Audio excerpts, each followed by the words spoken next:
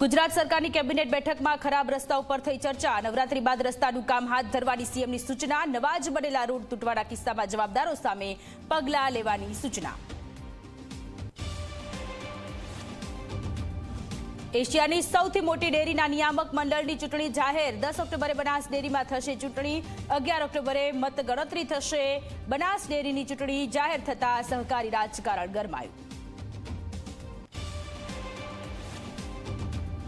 ડુંગળીના ભાવ તળિયે જતા ખેડૂતોને આવ્યો રડવાનો વારો। હરાજીમાં નજીવો ભાવ મળતા ખેડૂતોને મોટું નુકસાન।